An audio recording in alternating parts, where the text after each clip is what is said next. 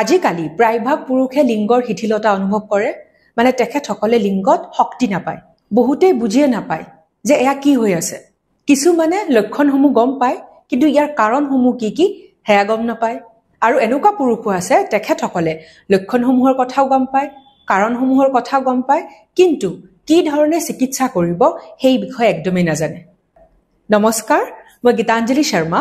আজিৰ এই ভিডিঅ'টোত এই তিনিটা বিষয়বস্তুৰ ওপৰত কথা পাতিম যদি আপোনালোকৰ লিংগ শিথিল হৈছে তেতিয়াহলে কি লক্ষণৰ সহায়ত আপোনালোকে গম পাব আৰু যদি আপোনালোকে গম পাইছে যে আপোনাৰ লিংগটো শিথিল হৈ পৰিছে তেতিয়াহলে ইয়াৰ কাৰণসমূহ কি আৰু লগতে এনেকুৱা কিছুমান ঘৰুৱা চিকিৎসা যাৰ সহায়ত আপোনালোকে এই সমস্যাৰ পৰা নিজক দূৰত ৰাখিব পাৰিব দুটা খুব সহজ উপায় মই লৈ আহিছো এই দুটা উপায়ৰ সহায়ত আপোনালোকে অনুভৱ কৰিব যে এই সমস্যাক দূৰ কৰাটো আসলতে কিমান সহজ লিংগৰ উত্থান বজাই ৰাখিব নোৱাৰা সমস্যাটো হিমান বিৰল নহয় কেৱল কম চৰ্চিত সজাগতাৰ অভাৱৰ বাবে মানুহে চিকিৎসা লোৱাৰ পৰা বিৰত থাকে ইৰেক্টাইল ডিছফাংচনৰ কাৰণসমূহ হাই ব্লাড প্ৰেছাৰ হাই কোলেষ্টৰল লেভেল ডায়েবেটিছ হাৰ্ট ডিজিজ বহুত বেছি ওজন শাৰীৰিক পৰিশ্ৰম নকৰে আপোনালোকে আৰু বয়স যিকোনো বয়সত হ'ব পাৰে ইৰেক্টাইল ডিছফাংচন এতিয়া কথা পাতিম ইৰেক্টাইল ডিছফাংচনৰ লক্ষণসমূহৰ বিষয়ে যৌনক্ৰিয়াৰ সময়ত যদি পুৰুষৰ লিংগটোৰ উত্থান নহয় উত্থান হ'লেও যদি বহুত সময়লৈকে থিয় হৈ নাথাকে ডাং নাখায় আৰু লাহে লাহে যদি আপোনাৰ যৌন আসক্তি কমি গৈ আছে তেতিয়াহ'লে মন দিব এয়া ইৰেক্টাইল ডিছফাংচনৰ লক্ষণ পুৰুষৰ যৌনাংগৰ শিথিলতাৰ কাৰণ আৰু লক্ষণসমূহৰ কথা আমি আলোচনা কৰিলো আৰু ইতিমধ্যে আপোনালোকে নিশ্চয় বুজি উঠিছে যে আপোনাৰ এই যে প্ৰবলেমটো যৌনাংগৰ শিথিলতাৰ প্ৰবলেমটো আছে নে নাই এতিয়া আপোনালোকে নিশ্চয় ৰৈ আছে ইয়াৰ ঘৰুৱা দিহাৰ বিষয়ে জানিবলৈ ঘৰুৱা দিহাৰ যেটো প্ৰথম বস্তু হেতু এটা সাপ্লিমেন্ট হে আপোনালোক আটাই ল'ব লাগে আৰু এইটো কেৱল এনেকুৱা নহয় যি সকলে সমস্যাত ভুগি আছে তেখেতসকলেহে লোৱা উচিত যদি আপোনাৰ এই সমস্যাটো নাই মানে যৌনাংগৰ শিথিলতা নাই তথাপিও আপুনি ল'ব পাৰে এই সাপ্লিমেন্টটো আৰু হেয়া হ'ল শিলাজিত ৰেগুলাৰ বেচিছত যদি আপোনালোকে শিলাজিত খায় তেতিয়াহলে কিছু পৰিমাণে যৌনাংগৰ সেই হেৰুৱা শক্তি ঘূৰাই পাব যদি মোক আপোনালোকে সুধে কোনবিধ শিলাজিত লোৱা উচিত তেতিয়াহলে মই আপোনালোকক ৰিকমেন্ড কৰিম সেসা ব্ৰেণ্ডৰ হিমালয়ান শিলাজিত গোল্ড এটো 100% আয়ুৰ্বেদিক এই শিলাজিতৰ সবতকে বঢ়িয়া কথাটো কি জানে মানে নৰমালি মাৰ্কেটত যিবোৰ ব্ৰেণ্ড পোৱা যায় সেই ব্ৰেণ্ডবোৰত বেলেগ বেলেগ ধৰণৰ ঔষধি পোৱা যায় মানে মিক্স থাকে ঔষধি কিন্তু এই যেটো Himalayan Shilajit gold এটোত pure Himalayan Shilajit আছে আৰু লগতে আছে 24 ক্যাৰেট গোল্ড আপোনালোকে ভাবিব যে গোল্ড কেনেকে খাম সোণ বাৰু খাব পাৰে নে হয় ইয়াত যেটো সোণ আছে হেতু আছে সোণ ওয়াৰ্কৰ ফৰ্মত হেতু এটা এডিবল ফৰ্ম মানে সোণক পিউৰিফাই কৰি এডিবল ফৰ্মত মানে খোৱাৰ উপযোগী কৰি ইয়াত মিহলোৱা হৈছে এইটো আমাৰ কাৰণে ইমানেই ভাল অকল পুৰুষ বুলি নহয় মহিলাও ইয়াক খাব পাৰে এইটো আপোনালোকৰ ইমিউনিটি বুষ্ট কৰিব আৰু খুব ভাল লগা কথাটো মই একানে কৈছো উল্লেখ কৰিছো ইয়াত কাৰণ বজাৰত যিবোৰ বাকি ব্ৰেণ্ডৰ শিলাজিত আছে তাত আপোনালোকে বেলেগ বেলেগ ঔষধিও পাব কিন্তু ইয়াত পাব আপুনি পিওর হিমালয়ান শিলাজিত আৰু 24 ক্যাৰেট গোল্ড ইয়াৰ বাহিৰে আৰু একোৱে নাপায় সো ইয়াৰ যেটো পটেন্সি হেতু বহুতে বেছি হাই সেসাৰ হিমালয়ান শিলাজিত গোল্ডত আছে 60% তকৈও বেছি ফলভিক এসিড আৰু এটো ইমানেই বেছি পটেন্ট ইমানেই বেছি লাভালাভ দিব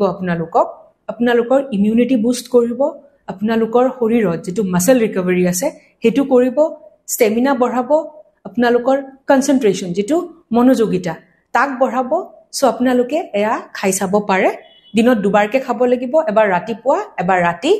ৰাতিপুৱা আৰু ৰাতি আপোনালোকে হয়তো গাখীৰ নাইবা গৰম পানীৰ লগত খাব পাৰে মানে কুহুমীয়া পানীৰ লগত মিহলাই 1 স্পুনকে মানে গাখীৰ নাইবা কুহুমীয়া পানী লৈ তাত এচামুচকে মিহলাই আপোনালোকে ৰাতিপুৱা আৰু ৰাতি খাব পাৰে হিমালয়ান শিলাজিত গোল্ডৰ এভৰি পেকেটত এখন ইন্ডিপেন্ডেন্ট ল্যাব ৰিপৰ্ট তেখেতসকলে দিয়ে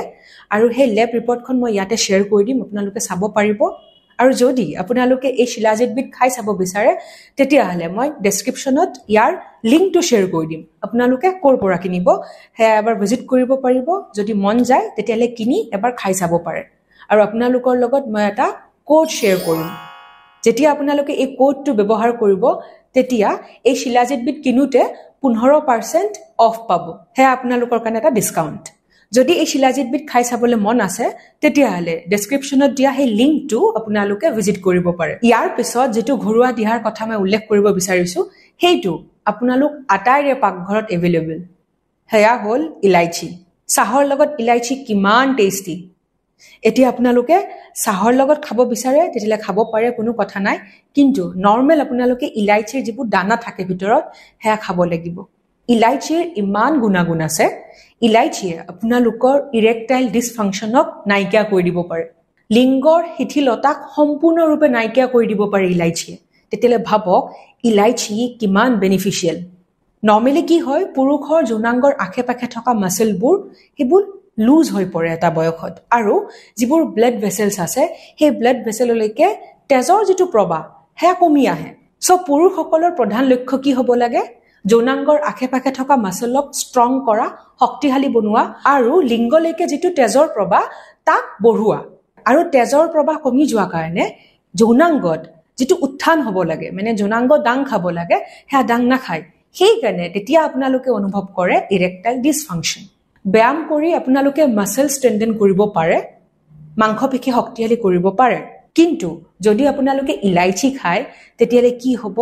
তেজৰ যিটো প্ৰবাহ, সেই যে ব্লাড ভেছেলছবোৰ সেইবোৰ খোল খাব। তেজৰ চলাচল বৃদ্ধি হোৱা মানে লিংগলৈকে ব্লাড চাৰ্কুলেশ্যন ইম্প্ৰুভ হ'ব, আৰু ব্লাড চাৰ্কুলেশ্যন ইম্প্ৰুভ হোৱা মানে আপোনালোকৰ লিংগটো যৌনক্ৰিয়াৰ সময়ত খুব ধুনীয়াকৈ দাং খাব। আপোনালোকে শিলাজিত আৰু ইলাইচি খোৱা কৰক। শিলাজিত আপোনালোকে ডেইলি ডায়েটত ৰাখিবই লাগে। এটা কাম কৰিব পাৰে আপোনালোকে, ইলাইচি আপোনালোকে সদায় খোৱা কৰক, আৰু এই যে শিলাজিতৰ কথা ক'লো, শিলাজিত আপোনালোকে 2 মাহ খালে, এমাহ গেপ দিলে, আকৌ 2 মাহ খালে, তেনেকে এবাৰ খাওক, দেন এবাৰ এৰি দিয়ক, আকৌ এবাৰ খাওক। ট্ৰাই কৰি চাওকচোন। আশা কৰিছো এই ঘৰুৱা দিহা কেইটাৰ আপোনালোকে সুফল পাব। তেন্তে আজিলৈ আহিছো, এটা নতুন ভিডিঅ'লৈ আপোনালোকৰ মাজলৈ পুনৰ আহিম। Stay happy and stay healthy. Love you all.